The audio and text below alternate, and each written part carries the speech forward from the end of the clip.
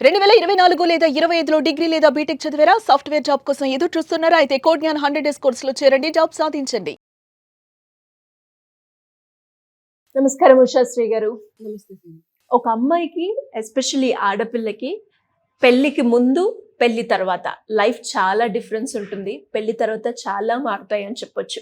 Especially ఒక ఆడపిల్లకి పెళ్లి చేసి అత్తారింటికి పంపించే ముందు లీగల్ పరంగా అమ్మాయికి ఎలాంటి హక్కులు ఉంటాయి? లీగల్‌గా తెలుసుకోవాల్సిన విషయాలు ఏంటి ma'am? That's a very beautiful question. సెక్షన్‌లు ఇవన్నీ పక్కన పెడితే సిరి, నేను ప్రాక్టికల్‌గా లాలో ఉన్న హక్కులు అవి ఎలా వినియోగించాలి, ఉల్లంఘించినప్పుడు అది నీ హక్కని ఎలా తెలుసుకోవాలి డెఫినెట్‌గా చెప్తాను. ఓకే. ఓకేనా? అండ్ నీకేదైనా డౌట్లు వచ్చినా you can ask me in between. Sure.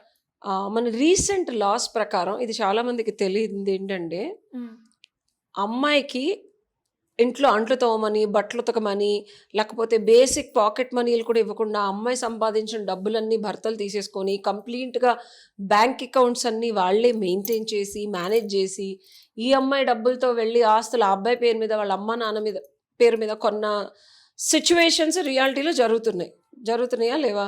జరుగుతున్నాయి. ఓకే. చాలా. ఓకే. మన న్యాయ సంహిత కొత్తగా బిఎన్ఎస్ఎస్ ఇవన్నీ అప్డేట్ చేసినట్టు ఎప్పటికప్పుడు మన హిందూ మ్యారేజ్ యాక్ట్స్ కూడా అప్డేట్ చేస్తున్నారు. సో ఒక ఆడపిల్లని ఇంట్లో పనులు చేయమని రిస్ట్రిక్ట్ చేయడము, సప్రెస్ చేయడము, అథారిటీ చూపించడము కూడా తప్పు. ఓకే. సో నువ్వు ఒక పెళ్లి చేసుకుని అత్తారింటికి వెళ్తే అంట్లు తోమి బట్టలు ఉతకలేదని నేను తిట్టడం కానీ, కొట్టడం కానీ, ఒక బేసిక్ మెయిడ్ లాంటి ఒక సర్వీస్ని ఆవిడకి ఒక సపోర్ట్ స్ట్రక్చర్గా ప్రొవైడ్ చేయాలి. అండ్ తనకి మెయింటెనెన్స్ ఇవ్వాలి. సెక్షన్లు ఇవన్నీ మీరు గూగుల్ సెర్చ్ చేసే వస్తాయి. సో మెయింటెనెన్స్ పెళ్ళైన దగ్గర నుంచి ఇవ్వాలి. పెళ్ళి అయిపోయి వదిలేసి ఆ అమ్మాయి సెపరేట్ అయినప్పుడు మెయింటెనెన్స్ అనే కేసులే నువ్వు ఏ అడ్వకేట్ చెప్పినా ఇన్నుంటావు. సో బేసికల్గా మెయింటెనెన్స్ అనేది పెళ్లి చేసుకున్న దగ్గర నుంచి కూడా ఇవ్వాలి. తెలుసా నీకు?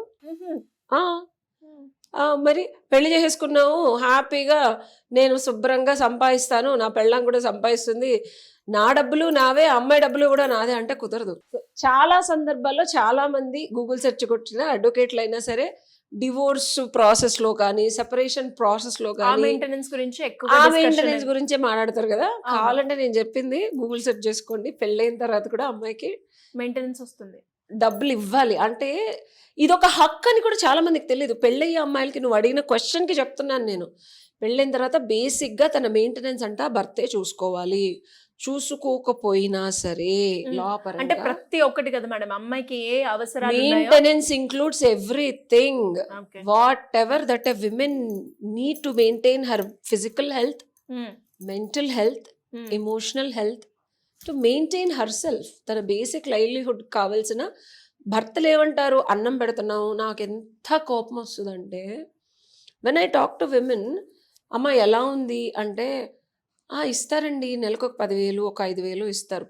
అంటున్నాను కదా, చాలామంది సర్దుకుపోయే కుటుంబాల్లో ఆడవాళ్ళు ఇది ఒక హక్కు అని కూడా తెలియకుండా వాళ్ళు తినడానికి, బట్టలు కొనుక్కోవడానికి కూడా ఖర్చులు బాగా తగ్గించుకొని పిల్లల కోసం అంటున్నానని కాదు సిరి.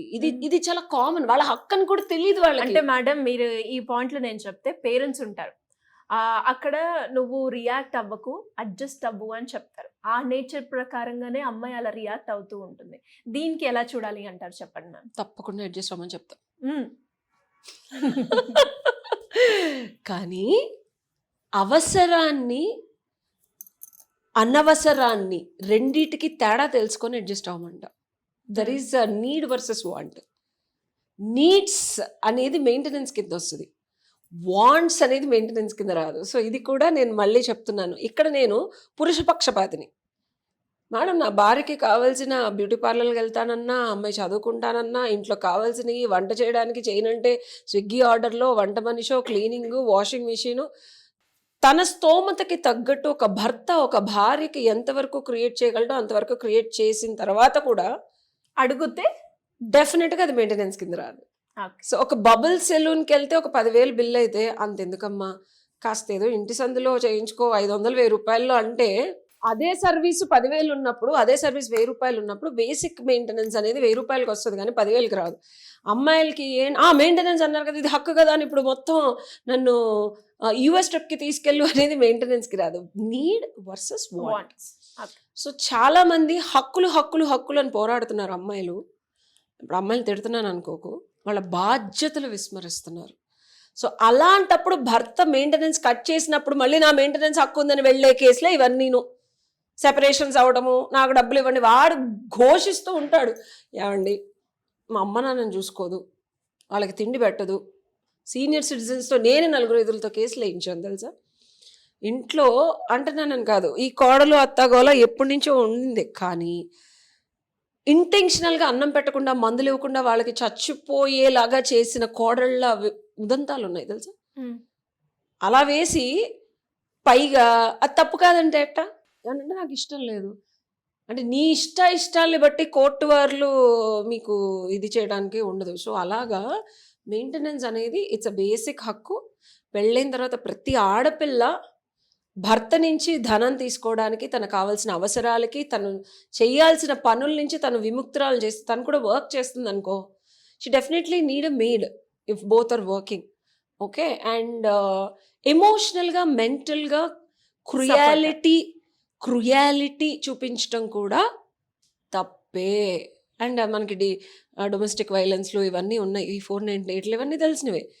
సో ఫిజికల్ క్రుయాలిటీయే కాదు, మెంటల్ క్రుయాలిటీ అని రాశారు మనకి as per the law.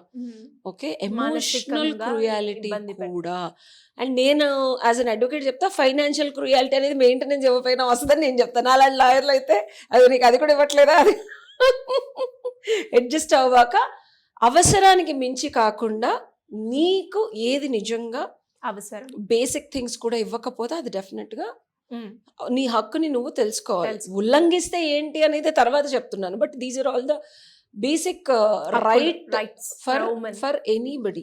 And ఇక్కడ పొద్దున్నే నిద్ర లెగదనుకో, అక్కడికి వెళ్ళిన తర్వాత నిద్ర లెగట్లేదు, లేకపోతే మొరాలిటీని తీసుకొచ్చి, లేకపోతే అమ్మాయి అంటే చీర కట్టుకోవాలి, ఇవన్నీ కూడా this all comes under emotional and mental cruelty. అన్నెసెసరీగా మీ ఎక్స్పెక్టేషన్స్కి తగ్గట్టు ఒక అమ్మాయిని ఉండమని బాధించడం, ఇబ్బంది పెట్టడం, అసందర్భోచితంగా అకారణంగా ఆ అమ్మాయిని అడపాదడప మాటలు అనడం, ఎస్పెషల్లీ అబ్బాయి యొక్క తల్లిదండ్రులు రీజన్ లేకుండా. సరే వాళ్ళు ఏమన్నా మనకి వేరేలా వినిపిస్తే అది వేరే విషయం, అట్లాంటి అమ్మాయిలు కూడా ఉంటారు. అమ్మ కూర్చో అమ్మ అన్న, నన్ను కూర్చోమంది అని కూడా గొడవ పెట్టుకుంటాను. నేను వాళ్ళ గురించి చెప్పట్లా. బేసిక్గా ఒక కుటుంబంలోకి వెళ్ళినప్పుడు స్టార్టింగ్లో ఇబ్బందులు వస్తాయి, వాళ్ళ అలవాట్లు మనకు తెలియదు, మన గురించి వాళ్ళకి తెలియదు. వాటిని పట్టుకొని ఈ మధ్య మాట్లాడితే 2 నెలలకి 3 నెలలకు కూడా డివోర్స్ కేసులు వేస్తున్నారు. సో హక్కు అనేది మనం వినియోగించుకోవాలి అంటే, టు కంక్లూడ్ ద వీడియో, బాధ్యతని విస్మరించకుండా. ఒక ఆడపిల్ల ఇంకొక ఆడపిల్ల దగ్గరికి వెళ్తుందంటే కాపురం చేయడానికి అణువుగా నీళ్ళలాగా అడ్జస్ట్ అయిపోయి వెళ్ళిపోవాలి తప్పించి, నాకు ఈ హక్కు ఉంది, నాకు ఇది కోర్టు వారు ఇచ్చారు అంటే, అమ్మ కాపురాలు కోర్టు వాళ్ళు చెప్తే జరగవు. 2 మనుషులు కలిసి 2 కుటుంబాలు సక్రమంగా లాంగ్ టర్మ్లో సొసైటీలో పేరు తెచ్చుకుంటే అవుతుంది తప్పించి, కోర్టులకు వచ్చి నా హక్కులు నాకు ఉల్లంఘించారు అంటాం వల్ల ఏ కాపురం బాగుపడింది నేను చూడలేదు సిరి. నేను చెప్పేది ఏంటంటే, డెఫినెట్గా పెళ్ళికి ముందు మీ హక్కులు తెలుసుకోండి. అండ్ ఆపోజిట్గా ఎంతో కొంత కోర్ట్మెన్షిప్ అంటే పెళ్ళికి ముందే మాట్లాడుకుంటున్నారు, ఒకళ్ళనొకళ్ళు కలుస్తున్నారు. ఫ్యామిలీస్ కూడా ఒక ఆడపిల్లని ఇంటికి తీసుకొస్తే అమ్మాయిని ఎలా ట్రీట్ చేయాలనేది కూడా ట్రైనింగ్ ఇవ్వాలనిపిస్తుంది. నాకు నిజంగా వాళ్ళకు ట్రైనింగ్ క్లాసులు చెప్పి, అమ్మ మీ కొడుకు కాదు, ఇంకా పెళ్లి చేస్తున్నారు, అత్తారింటికి ఆడపిల్లని పెట్టినట్టు మీరు అప్పగింతలు పెట్టాలి మగపిల్లలకు కూడా. ఏంది మీ లొల్లి, నా కొడుకుని ఇట్ట పెంచాను నువ్వు అట్టా చేయట్లేదు, ఏం మాట్లాడుతున్నావు నువ్వు, దానికి వచ్చినట్టు చేస్తుంది, ఇష్టమైతే అమ్మాయి చేస్తుంది, నీ కొడుక్కి దానికి సంబంధం, నీకేంటి సంబంధం, వంట చేయట్లేదు, నిద్ర లెగట్లేదు, అంటు తోవట్లేదు. అరే ఏంద్రా ఇలా లొల్లి, నాకు అర్థం కాదు. These are all like psycho sadist అత్తగారులు కమ్ న్యూ ఏజ్ ఆంటీస్ అనమాట వీళ్ళందరూ. అంటున్నానని కాదు Siri, but this is the worst internal conflict create చేయడానికి ఇదే కారణం. ఇది ఇంకో వీడియోలో చేద్దాం. డెఫినెట్గా మేడం, మీరు అన్నట్టుగానే అంటే దీన్ని మిస్యూజ్ చేసే అమ్మాయిలు ఉన్నారు, అండ్ ఇలా సఫర్ అవుతున్న అమ్మాయిలు కూడా ఉన్నారు. ఎస్పెషల్లీ అలా సఫర్ అవుతున్న అమ్మాయిలు ఎవరైనా కూడా లీగల్ పరంగా మాకు మీ గైడెన్స్ కావాలి అనుకునే వాళ్ళు ఎవరైనా కూడా మిమ్మల్ని అప్రోచ్ అవ్వాలి అంటే ఎలా ఉంటుంది మ్యామ్? ఫస్ట్ ఆఫ్ ఆల్, అమ్మాయిలకి ఇర్రెస్పెక్టివ్ ఆఫ్ ఒక రిలేషన్షిప్లోకి వెళ్తున్నామంటే, మేము పాతకాలంలో మా లైఫ్ స్టైల్కి ఉన్నట్టు ఉండము అని ఒకటి తెలుసుకోవాలి. అండ్ లీగల్గా వస్తే ఎవ్వరు అడ్వకేట్ ఇది చెప్పరు. నేను అవతల పార్టీని కూర్చొని కాంట్రాక్ట్లు రాయిస్తా తెలుసా, ఊరికే ఈ అమ్మాయి 498 పెట్టదయ్యా బట్ మీ అమ్మగారు ఎట్ట తిడితే కనుక మేము పెడతామని. దేవర్ లైక్ థింగ్స్. నేను ఒక కాంట్రాక్ట్ రాయిస్తాను, ఎందుకంటే పెళ్ళి ఎప్పుడు పెటాకులు అవుతుందో తెలియట్లేదు. టు కంక్లూడ్ ఆ కాంట్రాక్ట్లో అన్ని రాసుకోవచ్చు. So anyways thank you ma'am, thank you so much. Thank you.